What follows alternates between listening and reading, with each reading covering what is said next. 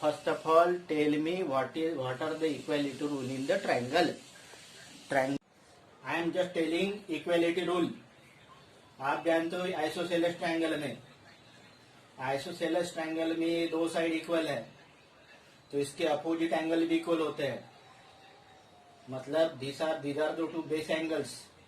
These are the two equal sides. So these base angles are equal. This is what's one of the equality rule. Means यदि triangle में दो side equal रहे तो उसके opposite में दो angle भी इक्वल रहेंगे. यदि ट्रायंगल में तीनों साइड इक्वल रहे मीन्स इक्विलैटरल ट्रायंगल, देन इसके तीनों एंगल भी इक्वल रहेंगे. सो what I say equality rule, equilateral triangle is equiangular. Equilateral triangle कैसा होता है? इक्विएंगुलर होता है. यदि साइड्स इक्वल रहे तो उसके अपोजिट वाले एंगल भी कैसे होते हैं? इक्वल होते हैं. दिस इज व्हाट से equality rule. First of all write down equality rule. Rule of equality का रूल लिखिए. नंबर 1 इक्वालिटी का रूल लिखिए. नंबर 1, इफ टू और 3 sides of triangle are equal, then या तो डायरेक्ट इसको लिखेंगे angle opposite equal sides are equal. इसको मैं डायरेक्ट रूल लिख देता हूँ. Equality rule, angle opposite to equal sides of triangles are equal. Angles opposite to equal sides of triangle are equal. या तो इसका कॉर्नर्स भी हो सकता है, कि भाई sides opposite to equal angles, sides opposite to equal angles of triangle are equal. Angles opposite to equal sides of triangle are equal और sides opposite to equal triangles are equal. मतलब यदि sides equal दिए हैं तो उसके opposite वाले angles भी equal रहेंगे. एंगल इक्वल दिए है तो उसके अपोजिट वाले साइड भी कैसे रहेंगे? इक्वल रहेंगे. मतलब इक्विलैटरल ट्रायंगल आपको 3 इक्वल एंगल दिए, 60 दिए, तो इसके अपोजिट वाली साइड भी इक्वल रहेगी. दो एंगल इक्वल दिए है तो उसके अपोजिट वाली साइड भी इक्वल रहेगी. 3 एंगल इक्वल दिए तो तीनों के तीनों साइड भी कैसे रहेंगे? इक्वल रहेंगे. This is equality rule. समझ रहे हैं आप? Equality rule clear? हाँ. अभी हम बात करते हैं इनइक्वालिटी. हाँ, अभी हम बात करते हैं इनइक्वालिटी इन ट्रायंगल. तो एक तो रूल बता ही दिया इसने. मुझे लगता है लावण्या ने बताया कि क्या? तो नहीं. हाँ, इनइक्वालिटी का रूल एक स्टूडेंट ने तो बता ही दिया. पहला रूल है कि भाई ट्रायंगल तभी पॉसिबल है कि जब जैसे ए साइड है, ये बी साइड और सी साइड है. These are the 3 sides of triangle. Then what say A plus B greater than C, B plus C greater than A, A plus C greater than B. मतलब ये all 3 possibility. ऐसा क्यों होता है मैं बता दे रहा हूँ. Suppose I have taken this copy. ये कॉपी है. ये कॉपी का ये मान लीजिए कि ये 10 सेंटीमीटर है और ये कितना है? ये 10 सेंटीमीटर.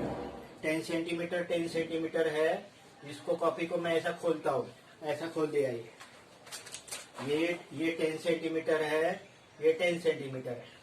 अब ये 10 सेंटीमीटर है.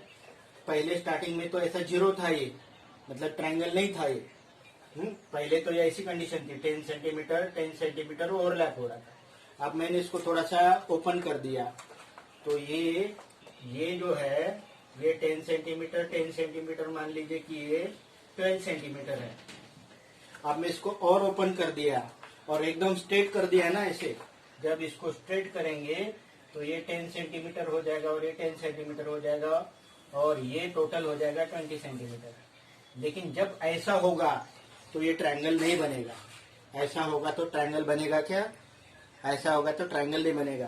ट्रायंगल बनने के लिए क्या हो जाएगा कि जब जब ये 10 सेंटीमीटर है और 10 सेंटीमीटर है, तब ये 20 सेंटीमीटर से कम रहेगा। Means sum of this two side must be greater than third side. Triangle में कोई भी दो साइड की सम हरदम तीसरे साइड से छोटी होती है, और ये तीनों साइड के लिए रूल अप्लाई होता है, एक ही के लिए नहीं। एक कॉम्बिनेशन से काम नहीं चलेगा, क्योंकि यदि ये इक्वल हो गया तो ये कोलिनियर पॉइंट्स बनेंगे, और कोलिनियर पॉइंट जब बनेंगे तो ट्रायंगल बनता है क्या? Because triangle require 3 non collinear points. Do you get what I am telling you? तो this is one of the rule of inequality. What one of the rule of inequality say? Sum of two sides of triangle is always greater than third side. Write down rule. Sum of two sides. Sum of not only two. Hello. Chalo, what I am telling you? Write down sum of two sides of triangle. Any two sides. Sum of any two sides of triangle always greater than third side. Triangle में दो side की सम हरदम third side से ज्यादा होती है, और ऐसा नहीं हुआ तो ट्रायंगल बनता नहीं है। सपोज हमने बनाने की कोशिश किया कि A B 10 centimetre, B C 15 centimetre, and A C suppose मान लीजिए कि 6 सेंटीमीटर मान लिया, ये 6 सेंटीमीटर मान लिया, ठीक है ना। अब यहाँ पे क्या हो जा रहा है, या तो ये आप ऐसा कर दिया, ये यदि कंडीशन ऐसी है कि ये मान लीजिए कितना डिस्टेंस है, ये 15 सेंटीमीटर है ये सपोज, और यहाँ पे हमने क्या कर दिया कि ये 15 सेंटीमीटर से कम वाला ले लिया टोटल सम। सपोज ये इधर ले लिया 6 सेंटीमीटर और इधर ले लिया 5 सेंटीमीटर। तो जब आप 6 और 5 ज्वाइन करने की कोशिश करोगे ना, तो ये मिलेंगे ही नहीं, तो ट्रायंगल बनेगा ही नहीं। तो ये 6 और 5 11 हो रहा है, ये 15 से ज्यादा नहीं हो रहा है, तो ट्रायंगल नहीं बन पाएगा। तो this is one of the inequality rule, लेकिन इसका आपको काम नहीं है, हमें दूसरा इनइक्वालिटी रूल का काम है। कौन से दूसरे इनइक्वालिटी रूल के काम है? वो है एंगल से रिलेटेड, और एंगल से रिलेटेड इनइक्वालिटी के लिए स्पेशल इधर ध्यान दीजिए। मैं बोर्ड एकदम साफ करता हूँ, और उसके यदि ट्रायंगल में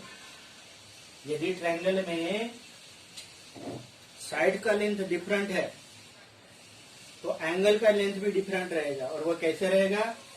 सपोज ये एबीसी ट्रायंगल है, ABC not ABC triangle, this is length A B and C. Suppose ये सी सबसे बड़ा साइड है, C is greater than B and C is greater than A, तो ये सी के अपोजिट वाला ये एंगल सबसे बड़ा रहेगा।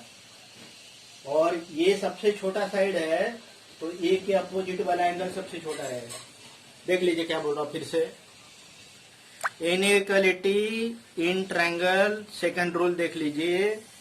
ट्रायंगल में जो सबसे छोटी साइड रहेगी उसके अपोजिट का एंगल सबसे छोटा रहेगा, जो सबसे बड़ी साइड रहेगी उसके अपोजिट वाला एंगल सबसे बड़ा रहेगा। सपोज यहाँ पे एक ट्रायंगल में बड़ा ले रहा हूँ, बड़ा ले रहा हूँ।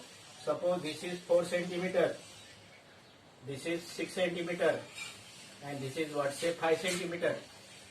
ये मान लीजिए कि 5 सेंटीमीटर है, तो ये 6 सेंटीमीटर है। लेट अस से दिस ए बी एंड सी, इसमें सबसे छोटा साइड कौन सा है? ये साइड सबसे छोटा है, ये सबसे छोटा साइड है, तो सी एंगल सबसे छोटा रहेगा, एंगल सी सबसे छोटा रहेगा। एंगल सी से बड़ा कौन सा साइड रहेगा? एंगल बी रहेगा, क्योंकि ये कितना साइड है, ये कौन सा साइड है? देखिए क्या बोल रहा हूं मैं। यहाँ पे कैसा है कि भाई सबसे बड़ा साइड है बीसी, उससे छोटा साइड है, सबसे बड़ा साइड है बीसी, उससे छोटा साइड है एसी, उससे छोटा साइड है एबी। क्या बोल रहा हूं मैं? AB is smallest, BC is largest. AB smallest है, बीसी लार्जेस्ट है, तो एबी के अपोजिट वाला एंगल कौन सा है? एबी का अपोजिट वाला एंगल सी है, तो एंगल सी सबसे छोटा रहेगा। एसी उससे बड़ा है, मेरी जैसी एसी उससे बड़ा है, मीन्स एंगल बी उससे बड़ा रहेगा। और बीसी सबसे बड़ा साइड है, तो बीसी के अपोजिट वाला एंगल सबसे बड़ा रहेगा। This is inequality in a triangle. Statement लिखिए, राइट डाउन द स्टेटमेंट। दो स्टेटमेंट लिखता हूं मैं। देखिए, angle opposite to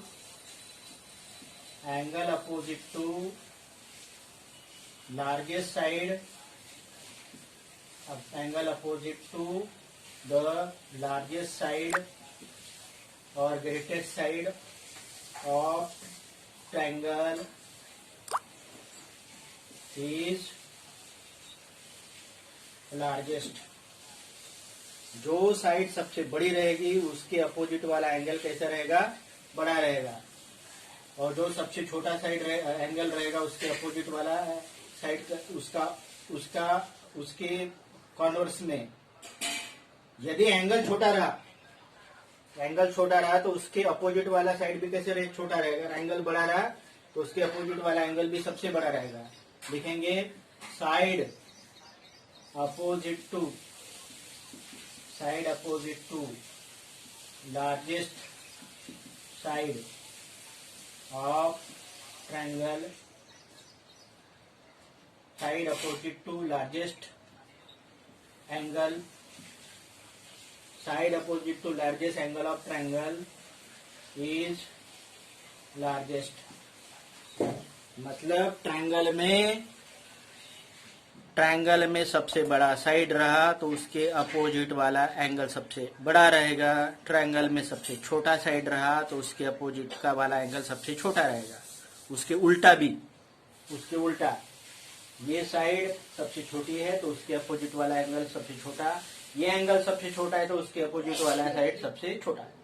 this is inequality का second rule of a triangle.